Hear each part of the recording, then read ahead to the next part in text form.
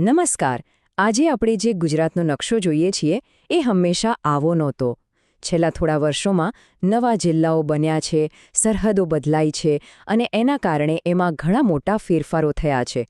તો આ ફેરફારો કયા છે અને એને સહેલાઈથી યાદ કઈ રીતે રાખી શકાય? ચાલો આજે ફટાફટ સમજી લઈએ. ગુજરાતમાં આજે કુલ કેટલા જિલ્લા છે? જવાબ છે 34. પણ આ આંકડો હંમેશાથી આટલું નહોતું. તો સવાલ એ છે કે આ 34નો આંકડો આવ્યો ક્યાંથી? કયા નવા જિલ્લાઓ બન્યા? આ સમજવા માટે આપણે બહુ દૂર નહીં પણ તાજેતરના ઇતિહાસમાં જ એક નજર નાખવી પડશે. ચાલો આપણી વાતની શરૂઆત કરીએ એકદમ લેટેસ્ટ ફેરફારથી, જે 2025માં થયો છે.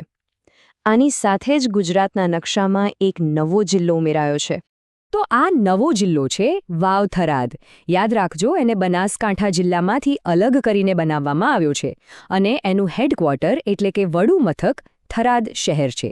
અને આની સાથે જ ગુજરાતને મળ્યો એનો 34મો જિલ્લો. હવે ચાલો સમયમાં થોડા પાછા જઈએ, વર્ષ 2013માં.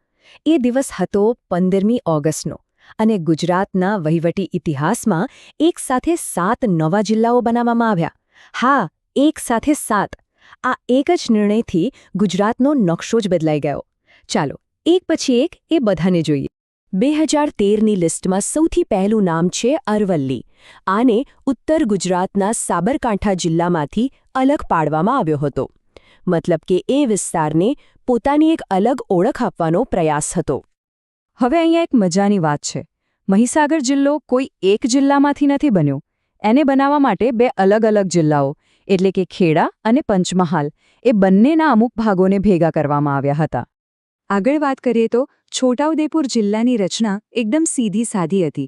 એને વડોદરા જિલ્લાનો જે પૂર્વનો ભાગ છે ત્યાંથી અલગ કરીને એક નવો જિલ્લો બનાવવામાં આવ્યો, જે ખાસ કરીને આદિવાસી બહુમતી ધરાવતો વિસ્તાર છે. મોરબી જિલ્લાની વાત તો સાવ અલગ જ છે. બહુ જ રસપ્રદ. એ કોઈ એક કે બે નહીં પણ પૂરા 3 જિલ્લાઓ રાજકોટ, સુરેન્દ્રનગર અને જામનગર, આ ત્રણેયના વિસ્તારોને જોડીને બન્યો છે. આનાથી થયું શું? તો સૌરાષ્ટ્રનું જે આ મોટું ઔદ્યોગિક હબ છે એને પોતાની એક અલગ વહીવટી ઓળખ મળી. જેમ મોરબી બન્યો, કંઈક એવું જ બોટાદ સાથે પણ થયું. આ જિલ્લો પણ 2 જિલ્લાઓના ભાગોને ભેગા કરીને બન્યો છે. અમદાવાદ અને ભાવનગર, આ બંને જિલ્લાઓમાંથી થોડા વિસ્તારો લઈને બોટાદને એક નવા જિલ્લા તરીકે જાહેર કરવામાં આવ્યો. હવે વાત કરીએ ગીર સોમનાથની. આ નામ તો બધાએ સાંભળ્યું જ હશે. પ્રવાસન અને ધાર્મિક રીતે બહુ જ મહત્વનો વિસ્તાર.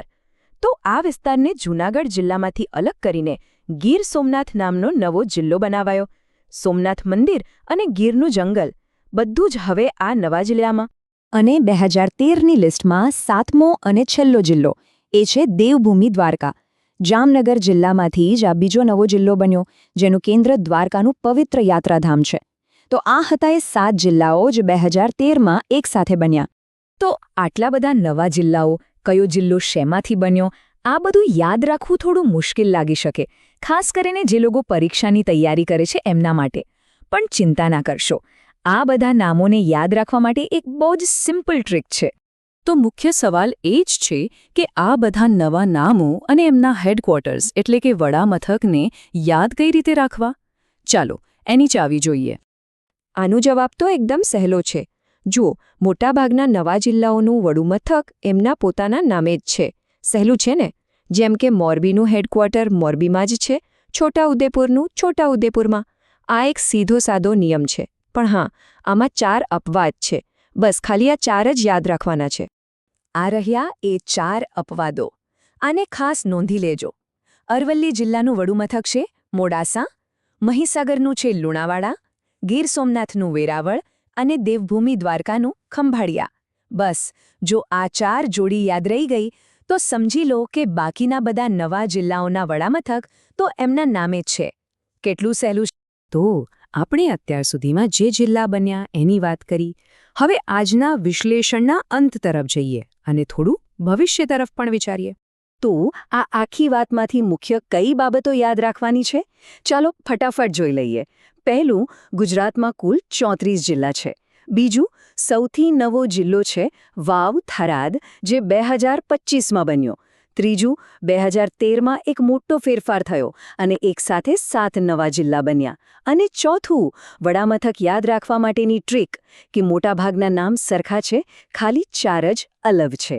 જિલ્લાઓની સંખ્યા તો વધી ગઈ, વહીવટ પણ લોકોની વધુ નજીક પહોંચ્યો. આના પરથી એક વિચાર આવે છે કે જિલ્લાઓ પછી શું હવે તાલુકાઓનો વારો છે?